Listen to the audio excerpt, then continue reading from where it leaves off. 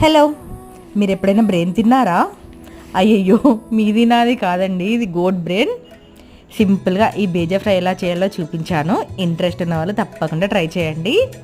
మీకు ఈ recipe clear కట్గా కావాలనుకుంటే కింద లింక్ ఇచ్చాను, అందులో చూడొచ్చు.